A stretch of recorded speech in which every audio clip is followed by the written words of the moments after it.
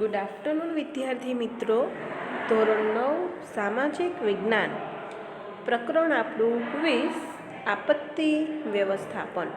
Okay, જેની અંદર આજનો આપણો વિડીયો લેક્ચર 9 એક મહત્ત્વનો મુદ્દો વિદ્યાર્થી મિત્રો આપણી સમક્ષ આજે આવી રહ્યો છે, જે છે ટ્રાફિકની સમસ્યા. ઓકે, આ સમસ્યા વિશે આમ જોઈએ તો તમે બધા જ માહિતગાર છો. તમને બધાને આ સમસ્યા શું છે એના વિશે ખ્યાલ છે. ઓકે, આજે આપણે માત્ર કોઈ એક શહેર, કોઈ એક ગામડાની, એક જિલ્લાની નહીં, પરંતુ વિશ્વ આખામાં આ સમસ્યા પ્રવર્તતી જોવા મળે છે તેની ચર્ચા કરવાની છે.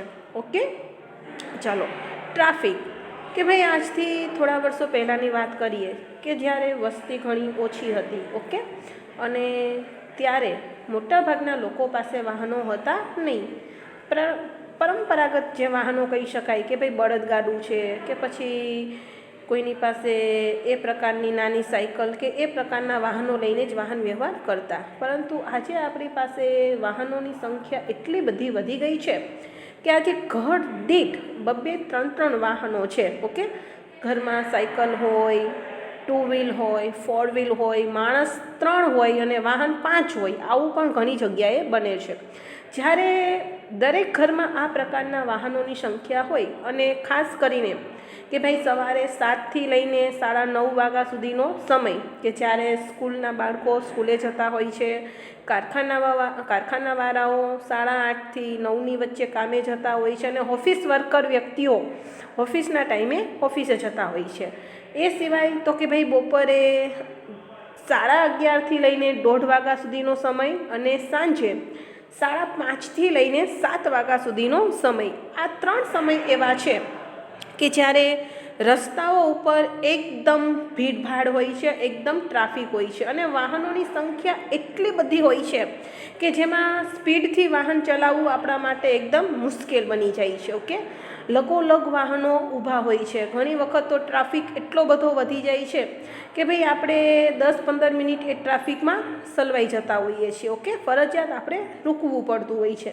એમાં પણ ખાસ કરીને જ્યારે કોઈ અગત્યના કામે આપણે નીકળતા હોય, કોઈ ઇમરજન્સીનું એવું કોઈ કામ હોય અને આ ટ્રાફિક જો વચમાં આવી નડે તો સમજી લો આપણી હાલત બહુ જ ખરાબ થાય છે.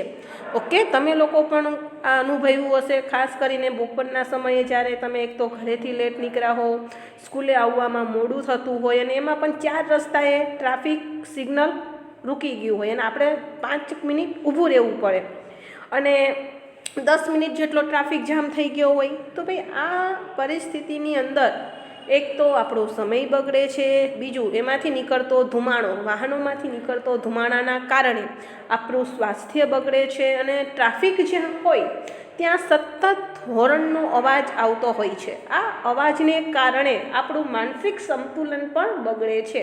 એટલે આમ એકંદરે જોઈએ તો કે ભાઈ આ ટ્રાફિકની સમસ્યા ઘણી અઘરી છે, જેનું સોલ્યુશન કરવું જરૂરી છે. ઓકે, તો ચાલો આપણે આ ટ્રાફિકની સમસ્યા વિશે અભ્યાસ કરીએ. આજે આપણે સૌએ મોટા શહેરોની સડકો પર વાહનોને એકાબીજાની અડોઅડ ચાલતા અને તેમને ગોકળગાય એટલે એકદમ ધીમી સ્પીડે આપણને એવું લાગે કે ભાઈ આપણે 2 વ્હીલ લઈને જઈએ છીએ પણ આપણી બાજુમાં ચાલીને જવાવાળો આગળ નીકળી જાય પણ આપણે હજુ અહીંયા જ ઊભા હોઈએ. ઓકે, કેમ કે ચાલવાવાળાને રસ્તો મળે છે પણ ગાડીવાળાને આગળ જવાનો રસ્તો મળતો નથી, કેમ કે આગળ ટ્રાફિક એટલું જામ છે. ઓકે, તેમને ગોકળગાયની ગતિએ આગળ વધતા જોયા છે. આ પરિસ્થિતિને ટ્રાફિક જામ કહેવામાં આવે છે.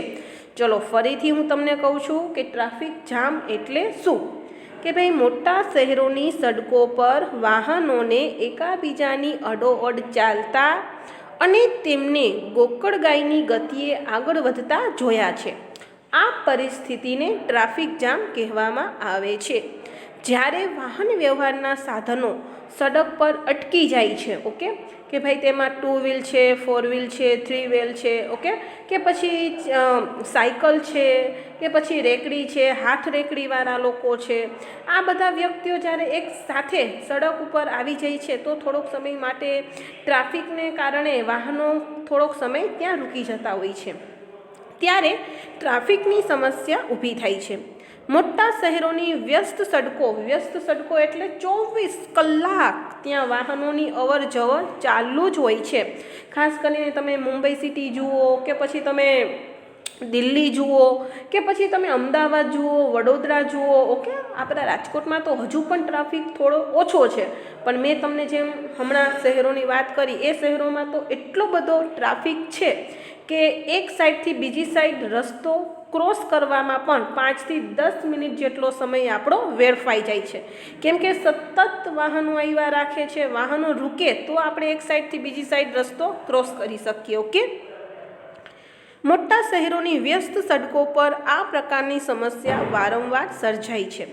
સડકો પર વધુ અવર જવરના સમયે, ઓકે, ખાસ કરીને જે મેં તમને હમણાં સમય કહ્યો એમ કે ભાઈ સવારે 7, 7:30થી લઈને 9, 9:30 સુધીનો સમય, બપોરે 11:30થી લઈને 1:30 વાગ્યા સુધીનો સમય અને સાંજે 5, 5:30થી લઈને 7 વાગ્યા સુધીનો સમય પીક અવર્સ છે કે તેમાં વધારે પડતો ટ્રાફિક જોવા મળે છે. વાહનોની ગતિ લગભગ થંભી જાય છે. કેમ તો કે ભાઈ શાળાના બાળકો હોય છે, ઓકે, કારખાનાના મજૂરો હોય છે, ઓફિશિયલ જે વ્યક્તિઓ છે એ બધા એક સાથે આ સમયે રોડ ઉપર પોતપોતાની જગ્યાએ જવા માટે વહન કરતા હોય છે. આવા વિકટ સમયે વાહન ચાલકો, મુસાફરો અને રાહદારીઓ માનસિક તણાવ અનુભવે છે. એક તો લેટ થતું હોય, પ્લસ વાહન ચાલતું નથી અને હોર્નનો સતત ત્રાસ, જેના કારણે માનસિક તાણ અનુભવાય છે. આ સ્થિતિ પર નિયંત્રણ કે માર્ગ વ્યવહારને પુનઃ શરૂ કરવામાં ઘણો લાંબો સમય લાગે છે, ઓકે. ચાલો, જ્યાં ટ્રાફિક હવલદાર હોય ત્યાં વાંધો નથી આવતો કે ભાઈ તે ઓલરેડી રસ્તો સાફ કરાવે છે, પણ ઘણી જગ્યાએ એવું છે કે જ્યાં ટ્રાફિક હવલદાર ન હોય ને 4 રસ્તા એક સાથે પડતા હોય અને ત્યાં તમે જોયું છે કે કેવડો ટ્રાફિક હોય છે, ઓકે. ટ્રાફિક જામ થતાં વાહનોમાંથી નીકળતો ધુમાડો તથા મોટી માત્રામાં બહાર પડતા મલિન એટલે કે દૂષિત ગંદા દ્રવ્યોથી વાયુ અને સાથે સાથે અવાજનું પ્રદૂષણ પણ જન્મે છે. ધ્વનિ પ્રદૂષણ ઉદ્ભવે છે અને એર પોલ્યુશન, વાયુ પ્રદૂષણ પણ ઉદ્ભવે છે. પરિણામે તે વિસ્તારોમાં લોકોના આરોગ્ય અને વનસ્પતિના વૃદ્ધિ વિકાસ જોખમાય છે. સાચી વાત છે. સતત કાર્બન ડાયોક્સાઇડ વાયુના સંપર્કમાં આવવાના કારણે લોકોના માનસિક સ્વાસ્થ્ય ઉપર તેની અસર થાય છે અને સાથે સાથે વનસ્પતિ ઉપર પણ તેની માઠી અસર થતી જોવા મળે છે, ઓકે. સમગ્ર વિશ્વમાં વધતા જતા શહેરીકરણથી કે ભાઈ આજે શહેરોની સંખ્યા એટલી બધી વધી ગઈ છે, ઓકે, કે ભાઈ નાના ગામડા તો બહુ ભાગ્યે જ જોવા મળે છે. લગભગ આજે શહેરીકરણ થઈ રહ્યું છે, જેના કારણે તો કે ભાઈ શહેરોનો વિસ્તાર, તેનો કદ સતત વધી રહ્યું છે. પરિણામે વાહનોની સંખ્યામાં પણ સતત ઝડપથી વધારો થઈ રહ્યો છે. એટલે કે સમગ્ર વિશ્વમાં વધતા જતા શહેરીકરણથી ટ્રાફિક જામની સમસ્યા લગભગ બધા જ મોટા શહેરોમાં જોવા મળે છે. હમણાં જ થોડાક દિવસ પહેલાં અમેરિકાનું એક છાપું વાંચ્યું હતું કે ભાઈ ત્યાં પેલી કોરોનાની રસી ફ્રી ઓફમાં આપવાની હતી, ઓકે. તો વાહનોની લાઈન 4 કિલોમીટર સુધી વાહનોના ખડકલા થઈ ગયા હતા. વિચારો કેટલું મોટું ટ્રાફિક જામ હશે, ઓકે. અને અત્યારે પણ તમને દિલ્હીમાં ખબર છે કે મોટા ભાગના ખેડૂતો દિલ્હી જવા નીકળી પડ્યા છે, તો એના કારણે પણ એ મેન જે હાઈવે છે તેમાં પણ આ પ્રકારના ટ્રાફિકની સમસ્યાઓ જોઈ શકાય છે. વાહનોની હાડમાળા ઘણી લાંબી બની જાય છે. ઘણી વખત 2-3 કિલોમીટર સુધી વાહનો ખડકાઈ જાય છે. રાહત અને બચાવની કામગીરીની ફરજ બજાવતા વાહનો રસ્તા પર અટવાય ત્યારે ઘણીવાર તો વ્યક્તિઓને પોતાનો પ્રાણ ગુમાવવાનો વારો આવે છે, ઓકે. ખાસ કરીને એમ્બ્યુલન્સ છે કે પછી ફાયર બ્રિગેડવાળા છે કે એ ઇમરજન્સીમાં જ પોતે નીકળતા હોય છે. આવા સંજોગોમાં જો આ વાહનો ફાયર બ્રિગેડવાળા કે પછી એમ્બ્યુલન્સ જે વાહનો છે એ આવા ટ્રાફિકમાં સલવાઈ જાય છે, ઓકે. તો એવા સંજોગોમાં એમાં રહેલા જે મનુષ્ય કે જેને ફરજિયાત ઇમરજન્સીમાં હોસ્પિટલ પહોંચાડવાના હોય છે, પણ અડધી કલાક જો આવી રીતે એની વેડફાઈ જાય તો એને કારણે ઘણી વખત એને નુકસાની સહન કરવી પડે છે, પોતાનો જીવ પણ ગુમાવવો પડે છે, ઓકે. આવા ઘણી વખત બનાવો બનતા હોય છે. આપણા રાજકોટનો જે કિસ્સો છે કે એક ભાઈ હતા, એ ભાઈ ઇલેક્ટ્રિક્સનું કામ કરતા હતા, ઓકે. ઇલેક્ટ્રિકનું કંઈક રિપેરિંગ કામ કરતા હશે, એને શોર્ટ લાગ્યો એટલે નીચે પડી ગયા. ઇમરજન્સીમાં એને 108ને જાણ કરી. નોટ ડાઉટ કે ભાઈ 108ને જાણ થાય એટલે તરત જ નીકળી પડે છે, પણ થાય છે એવું કે 108ની જે એમ્બ્યુલન્સ છે એ સમયસર પહોંચી શકે નહીં. પરિણામે એ ભાઈને હોસ્પિટલ સમયસર પહોંચાડી ન શકાય, તેને કારણે તે ભાઈનું મૃત્યુ થયું. તેના પરિવારજનોએ 108 એમ્બ્યુલન્સ ઉપર કેસ કર્યો કે ભાઈ આ સેવાની બેદરકારીને કારણે અમારા આ ભાઈ જે છે એને જીવ ગુમાવવાનો વારો આવ્યો. ત્યારે એ વ્યક્તિએ એવી જાણ કરી કે ભાઈ અમે સમયસર નીકળી ગયા હતા, પણ રસ્તામાં એટલો બધો ટ્રાફિક હતો કે એમાં અમારો સમય વેડફાઈ ગયો. કે તો ભાઈ આવા ઘણી વખત દુર્ઘટનાઓ થતી હોય છે, આવા બનાવો બનતા હોય છે, અને જેને કારણે લોકોને પોતાનો જીવ ગુમાવવાનો વારો પણ આવતો હોય છે. ઓકે, ચાલો. રાહત અને બચાવની કામગીરીની ફરજ બજાવતા વાહનો રસ્તા પર અટવાય ત્યારે ઘણીવાર તો વ્યક્તિ કે વ્યક્તિઓને પોતાનો પ્રાણ ગુમાવવાનો વારો આવે છે. ઉદાહરણ તરીકે 108 એમ્બ્યુલન્સનું અટકાવવું અથવા તો ટ્રાફિક વધવાના કારણે વાહન ચાલકોની બેદરકારી અને માર્ગ ઉપરની નિશાનીઓ કે ચિહ્નોની સમજના અભાવે સર્જાતા અકસ્માતોમાં પ્રતિ વર્ષ સેંકડો લોકો પોતાના જાન ગુમાવે છે. કે ભાઈ આપણે હાઈવે ઉપર જતા હોઈએ છીએ, તમે જોજો ઘણી વખત કિલોમીટર દર્શાવેલા છે, જુદી જુદી નિશાનીઓ કરેલી છે. ઓકે, કે ભાઈ આગળ વળાંક છે, આગળ ઢાર છે, આગળ ચઢાણ છે, આગળ રસ્તો સાંકડો છે, આગળ પુલ છે, પુલ નબળો છે, આગળ કામ ચાલી રહ્યું છે, આગળ રેલવે ફાટક છે, રેલવે ફાટક માં કોઈ એવું સુરક્ષાનું કવચ છે નહીં, આગળ મંદિર છે. આવા ઘણા બધા નિશાનીઓ મૂકવામાં આવેલી હોય છે, અને એ નિશાનીઓનું આપણે યોગ્ય પાલન ન કરતા તેને કારણે પણ ઘણી વખત ગંભીર અકસ્માતોમાં પણ ઘણા બધા લોકોએ પોતાનો જીવ ગુમાવ્યો હોય એવું આપણે અવારનવાર છાપાઓમાં વાંચીએ છીએ. 9મા ધોરણના વિદ્યાર્થીઓ છો, સોશિયલ સાયન્સના સ્ટુડન્ટ છો, ત્યારે તમને એક ખાસ વાત ભાર મૂકીને કહીશ કે ભાઈ તમારે લોકોએ દરરોજ ગમે તે એક છાપું તો વાંચવું જ જોઈએ. જો ઘરે છાપું ન આવતું હોય તો અડધી કલાક ન્યૂઝ ચોક્કસ જોવા જોઈએ, જેનાથી આપણું જનરલ નોલેજ પણ પાવરફુલ થાય છે અને આપણને વર્તમાન પરિસ્થિતિની માહિતી પણ મળે છે કે ખરેખર આપણી આજુબાજુમાં અને દેશ દુનિયામાં શું થઈ રહ્યું છે. ઓકે, એટલા માટે મારે તમને આ કહેવું પડે છે કે ભાઈ આ પ્રકારની અકસ્માતો દુર્ઘટનાઓના સમાચાર અવારનવાર આ પ્રકારે આવતા હોય છે સમાચારમાં. સગીર વયના એટલે કે જેની ઉંમર 18 વર્ષથી નીચેની છે તેને આપણે સગીર વયના નાબાલિગ તરીકે ઓળખીએ છીએ. સગીર વયના ચાલકો દ્વારા થતા વાહન અકસ્માતોના કિસ્સા વર્તમાનપત્રમાં મોટા ભાગે ચમકતા રહે છે. તમે પણ ખબર જ છે કે તમે જ્યારે સાયકલ લઈને રોડ ઉપર ચાલો છો, કેવા આમ આખો રસ્તો આપણા ઘરનો છે એવી રીતે હકાવતા હોવ છો. ઓકે, ઓલા તમારી ગુજરાતી ભાષામાં શું કહેવાય, કાવા મારીને હકાવો છો, પણ ભાઈ પાછળ જુઓ બીજી કોઈ વ્યક્તિ આવે છે. તમારી આ સ્ટાઇલ દેખાડવામાં, ધૂમ સ્ટાઇલમાં તમે જે બાઇક ચલાવો છો, ગાડી ચલાવો છો, એમાં બીજા લોકોને અકસ્માત થતો હોય છે, એને જીવ ગુમાવવાનો વારો આવે છે. તો મહેરબાની કરીને આ પ્રકારના સ્ટન્ટ કે જે તમે કેવા લાગો છો દેખાડવા માટે કરો છો એવા બિલકુલ ન કરવા જોઈએ. સગીર વયના ચાલકો દ્વારા થતા વાહન અકસ્માતોના કિસ્સા વર્તમાનપત્રોમાં મોટા ભાગે ચમકતા રહે છે. ધોરીમાર્ગો પર અતિશય વાહનોના ભારણથી તથા અનિયંત્રિત ગતિના કારણે મોટી દુર્ઘટનાઓ સર્જાય છે. ઓકે, કે ભાઈ કોઈ પુલ પડી ભાંગે છે અથવા તો પુલ નીચે દબાઈ જાય છે, કોઈ મોટો ટ્રક કે પછી મોટી બસ જેનું એક્સિડન્ટ થાય છે ને જેના કારણે પણ ઘણા ભયંકર કહી શકાય એવા દુર્ઘટનાઓ આપણે નજરે જોઈ છે. માનવ રહિત રેલવે ફાટકો પર થતા વાહન અકસ્માતોએ બિનજરૂરી ઉતાવળ કે અપાયેલી સૂચનાઓને અવગણવાનું પરિણામ છે. ઓકે, કે ભાઈ યુટ્યુબ ઉપર તમે આવા ઘણા બધા કિસ્સા જોયા હોય કે કેવા ભયંકર એક્સિડન્ટ થાય છે, કે રેલવે ટ્રેક ઉપર રેલગાડી આવવાની હોય છે અને આપણે 2 મિનિટ રાહ નથી જોતા અને રેલવે લાઇનને ક્રોસ કરવા જઈએ છીએ ને તો આ ટ્રેન આપણને ઉડાડી દે છે. ઓકે, અથવા તો કોઈ પણ એવી દુર્ઘટનાઓ થાય છે જે આપણે અવારનવાર સમાચાર પત્રોમાં જોઈએ છીએ. વધુ પડતા ટ્રાફિકથી સમય અને ઈંધણ, ઓકે, ઈંધણ એટલે કે પેટ્રોલ, ડીઝલ, ઓઇલ, ગેસ કે જે વાહનો ચલાવવા માટે ઈંધણ તરીકે કામ કરે છે, કે ભાઈ વધુ પડતા ટ્રાફિકથી સમયનો પણ બગાડ થાય છે અને ઈંધણનો પણ મોટી માત્રામાં બગાડ થાય છે. કેમ કે તમે દર પોઈન્ટે 2-5 મિનિટ ઊભા રહો અને ગાડી બંધ ન કરો તો સ્વાભાવિક છે કે એટલું પેટ્રોલ તો બળવાનું જ છે. જો સમયસર અસરકારક પગલાં, પરિવહન વ્યવસ્થાનું આગોતરું આયોજન અને ટ્રાફિકના નિયમોના પાલન માટેની પ્રતિબદ્ધતા નહીં કેળવીએ તો સમસ્યાથી આગામી દિવસોમાં અનેક લોકોની જિંદગી માટે જોખમ ઊભું થશે તે નિશંક છે. એટલે કે ભાઈ ટ્રાફિક દ્વારા જે સૂચનો, જે નિયમો દર્શાવવામાં આવે છે, જે સંજ્ઞાઓ મૂકવામાં આવે છે, એ આપણા હિત માટે છે. એનું પાલન આપણે સર્વેએ કરવું જોઈએ. જો એનું આપણે ઉલ્લંઘન કરશું તો એના માઠા પરિણામો આપણે જ ભોગવવા પડશે.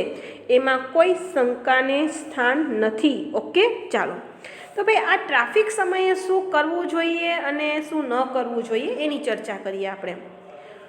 મોટા શહેરોની નજીક ઉપનગરો વિકસાવવા તથા તેને સુવિધાજનક જાહેર પરિવહન સેવાથી સઘન રીતે સાંકળવા જોઈએ. કે ભાઈ મોટા શહેરો છે એની આજુબાજુમાં બીજા શહેરોનો વિકાસ કરવો જોઈએ ને રસ્તા એવા વ્યવસ્થિત બનાવવા જોઈએ, પહોળા કરવા જોઈએ. ઓકે, કે જેથી કરીને ટ્રાફિકની સમસ્યા ભવિષ્યમાં ક્યારેય પણ ન સર્જાય. રાહદારીઓ અને સાયકલ સવારો માટે સડકની સાથે અલગ ટ્રેક બનાવવા.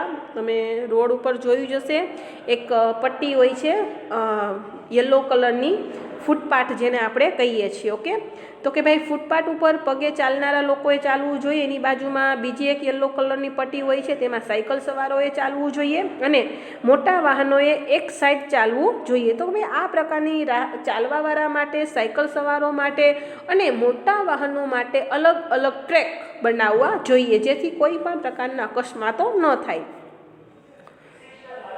જાહેર સડકો પર થતા દબાણો દૂર કરવા જોઈએ. જાહેર સડકો કે ભાઈ તમે જોયું છે કે અડધો રોડ આજુબાજુના દુકાન માલિકોએ રોકી લીધો હોય છે. કેવી રીતે? તો કે ભાઈ પોતાના દુકાનનો અડધો માલ તો એ લોકોએ દુકાનની બહાર જ ટીંગાડી દીધો હોય છે અને સ્વાભાવિક છે કે એ માલ એટલો ત્યાં રોકાશે એટલે સ્વાભાવિક છે કે એટલો રોડ રોકાઈ જાય છે. પ્લસ આપણે આડેધડ પાર્કિંગ કરીએ છીએ જેના કારણે પણ વાહન ચાલકોને ચલાવવા માટેનો રસ્તો ઓછો પડે છે જેથી ટ્રાફિકની સમસ્યાઓ સર્જાય છે. ઓકે, ચાલો. ધીમી ગતિએ ચાલતા વાહનો, પ્રાણીઓ કે વ્યક્તિ દ્વારા ખેંચાતા વાહનોને પીક અવર્સ દરમિયાન, ખાસ કરીને જ્યારે વધારે પડતું ટ્રાફિક હોય તે સમય દરમિયાન ચલાવવા પર પ્રતિબંધ મૂકવો જોઈએ કેમ કે એના કારણે પણ મોટો ટ્રાફિક સર્જાય છે. ઓકે, પરિવહનને લગતા નિયમોની જાણકારી શિક્ષણ, જાહેર ખબરો અને જનજાગૃતિ કાર્યક્રમોના માધ્યમથી નાગરિકોને આપવી જોઈએ.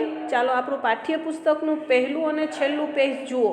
ઓકે, તેમાં તમને અલગ અલગ સંજ્ઞાઓ આપેલી છે. એ સંજ્ઞાઓ શેની છે? તો કે ભાઈ ટ્રાફિકની છે અથવા તો રોડની છે. ઓકે, તેમાં તમને અલગ અલગ નિશાનીઓ આપેલી છે. એ નિશાનીઓ જુઓ અને એને સમજીને એ પ્રકારે તમે વાહન ચલાવશો તો અકસ્માતો પણ નહીં થાય અને ટ્રાફિકની સમસ્યાને પણ આપણે નિવારી શકીશું. ઓકે, એક જ સ્થળે અને એક જ સમયે નોકરી કે ધંધા પર જતા વ્યક્તિઓએ પોતાના અલાયદા એટલે કે અલગ વાહનને બદલે એક જ વાહનમાં જવાનું ગોઠવવું જોઈએ. કે ભાઈ બે મિત્રો, બે બહેનપણીઓ એક જ જગ્યાએ જવાનું છે તો શા માટે બે અલગ અલગ ગાડીઓની જરૂરત છે? એક ગાડીમાં બંને જતા રહો તો કે ભાઈ એક ગાડીનું પેટ્રોલ પણ બચશે અને ખોટો ટ્રાફિકની સમસ્યાનો પણ આપણે સામનો નહીં કરવો પડે. સડક પર થતા ખોદકામ અને મરામતના કામ તત્કાલીન પૂર્ણ કરવા. અત્યારે તમે જોઈ શકો છો કે ભાઈ ચારો તરફ રસ્તાની વચ્ચે ખાડાઓ ખોદીને મૂકી દીધા છે જેના કારણે પણ ટ્રાફિકની સમસ્યા સર્જાય છે. તો ભાઈ આવા મેઇન હાઈવે ઉપર કે પછી મેઇન રસ્તા ઉપર જે વાહનોની અવરજવર વધુ છે તેવી જગ્યાએ આવા ખોદકામ અને મરામતના કામ બને એટલા શક્ય એટલા જલ્દી પૂર્ણ કરાવવા જોઈએ. સરઘસો, વરઘોડા કે શોભાયાત્રાઓ પીક અવર્સને બદલે હળવા વાહન વ્યવહારના સમયે કાઢવાની પ્રથા પાડવી જોઈએ. પણ આપણને તો શોખ છે ને દેખાડો કરવાનો કે જ્યારે વધારે પડતા માણસો જુએ ને એમ આપણે કામ કરીએ. એટલે જ્યારે બપોરનો સમય હોય કે સાંજનો સમય હોય ને ત્યારે જ આપણે આ પ્રકારની શોભાયાત્રાઓ કાઢીએ છીએ, વરઘોડા કાઢીએ છીએ જેથી આખી એક લાઈન આપણે બ્લોક કરીએ એટલે એક બીજી સાઈડની લાઈનમાં વાહન વ્યવહારો જ્યારે સામસામે ચાલતા હોય ત્યારે એક્સિડન્ટ થવાની શક્યતાઓ પણ વધી જાય છે અને ટ્રાફિકની સમસ્યાઓ પણ વધી જાય છે. પણ આવું ન થાય એના માટે જ્યારે વધારે પડતું વાહન વ્યવહારનો સમય હોય ત્યારે આ પ્રકારની છૂટછાટો આપવી ન જોઈએ. દ્રુતગતિ માર્ગ, ઓવરબ્રિજ, ફ્લાયઓવર, રિંગ રોડ અને બાયપાસની સુવિધાઓનું નિર્માણ કરો કે ભાઈ 2 માર્ગની વ્યવસ્થા કરો, રસ્તામાં જ્યાં 4 ચોક પડે છે અહીંયા ઓવરબ્રિજ બનાવી દો, રિંગ રોડ બનાવી દો, ગામની કે શહેરની બારોબાર બાયપાસ રસ્તા બનાવી દો, જેથી શહેરની કે સિટીની અંદર આવીને એ વાહનોને પસાર ન થવું પડે. મોટા વાહનો જ્યારે બાયપાસ નીકળી જાય તો પણ શહેરની અંદર એટલો ટ્રાફિક ઓછો થઈ જાય. કામ ધંધા પર જતી પ્રત્યેક વ્યક્તિએ સપ્તાહમાં 1 દિવસ જાહેર પરિવહન સેવાનો ઉપયોગ અવશ્ય કરવો જોઈએ. જાહેર પરિવહન એટલે કે સરકારી બસનો ઉપયોગ કરો. 1 દિવસનું પેટ્રોલ પણ બચશે, 1 દિવસનું પ્રદૂષણ પણ ઘટશે અને 1 દિવસ ટ્રાફિકની સમસ્યા પણ ઓછી થશે. અહીં તમને એક વાત ખાસ કહી દઉં મિત્રો, મને યાદ આવે એટલા માટે કે ભાઈ વિદેશના ઘણા એવા દેશો છે તેને ફરજિયાત કાયદો બનાવેલો છે કે 1 દિવસ કાં તો તમારે સાયકલ લઈને કોઈ પણ જગ્યાએ જવાનું અથવા તો સરકારી બસનો કે સરકારી વાહનોનો જ ઉપયોગ કરવાનો. એટલે કહેવાનો મતલબ કે ફરજિયાત 1 દિવસ તમારે તમારા જે પ્રાઇવેટ સાધનો છે તેનો ઉપયોગ કરવાનો થતો નથી. કમ્પલસરી સરકારી વાહનોનો જ ઉપયોગ કરવાનો, જેથી કરીને પ્રદૂષણનું પ્રમાણ ઘટી શકે. ઓકે, સીટ બેલ્ટનો તથા હેલ્મેટનો ઉપયોગ કરવો જોઈએ, એટલે અકસ્માતોમાંથી આપણે આપણી જાતને બચાવી શકીએ.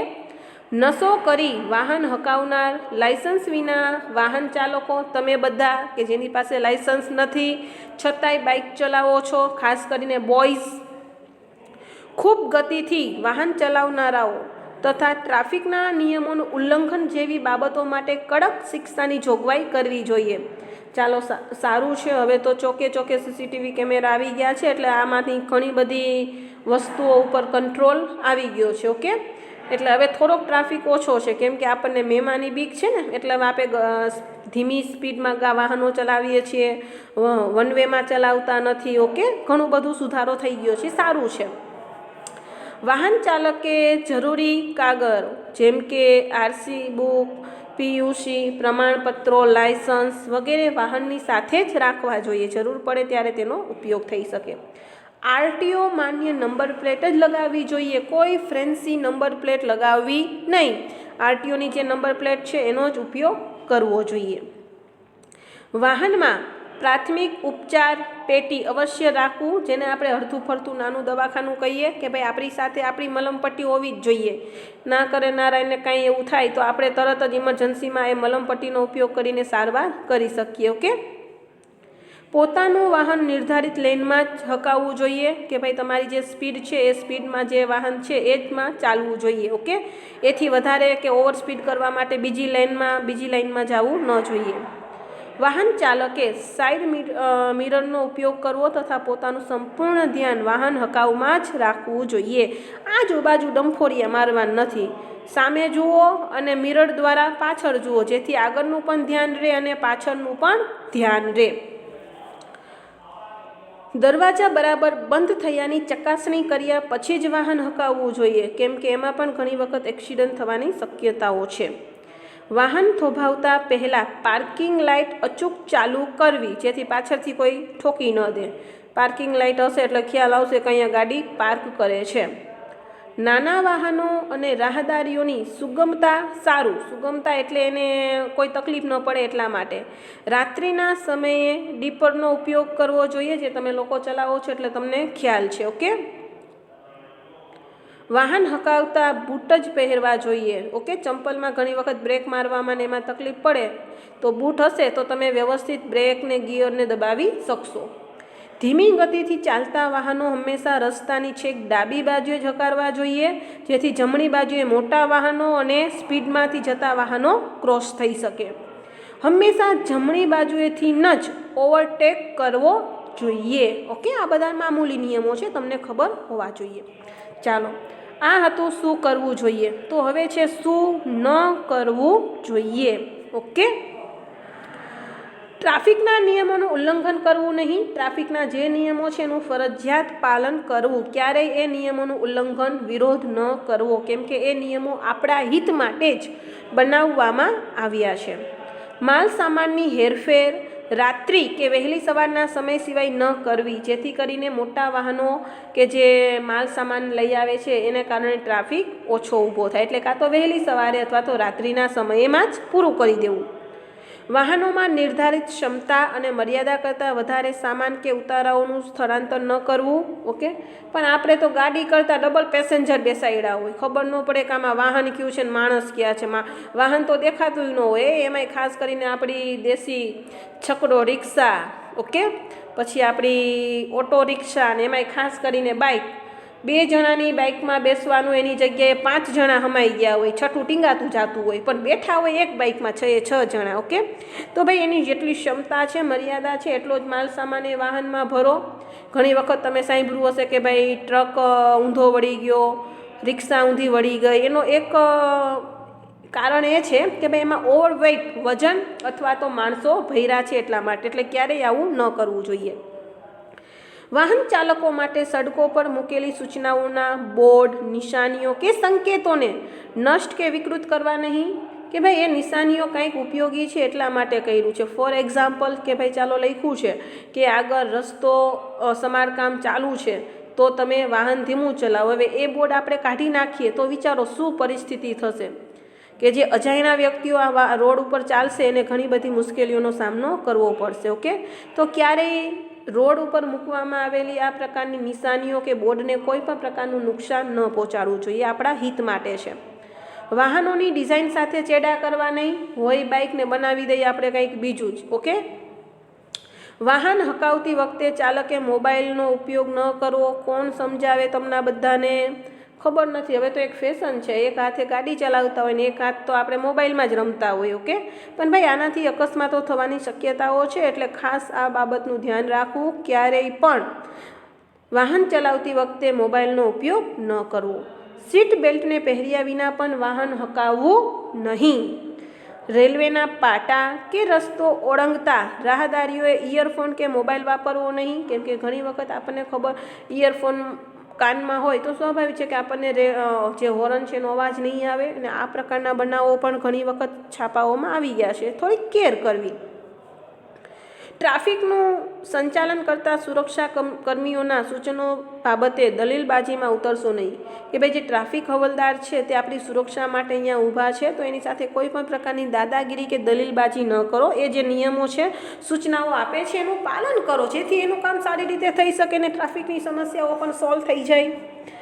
વાલીઓએ પોતાના સગીર વયના બાળકોને કાયદાથી પ્રતિબંધિત વાહન ચલાવવા આપવા નહીં. ખાસ કરીને કે ભાઈ જે ગિયરવાળા વાહનો છે, ઓકે, એ ક્યારેય બાળકને ન આપવા જોઈએ. હા, લીવરવાળા વાહનો ચલાવે તો ચાલશે, એનાથી કોઈ નુકસાની નથી, પણ ગિયરવાળા વાહનોને 4 વ્હીલ ને એવું તો મોટા વાહનો તો ક્યારેય નાના બાળકોને ચલાવવા માટે ન જ આપવા જોઈએ કે જેની ઉંમર હજુ 18 વર્ષની પણ નથી થઈ. અકસ્માતના સમયે કુતૂહલવંત સ્ટોરે વળીને કે પોતાના વાહનમાંથી ઉતરી રાહત અને બચાવ કામગીરીને અવરોધશો નહીં.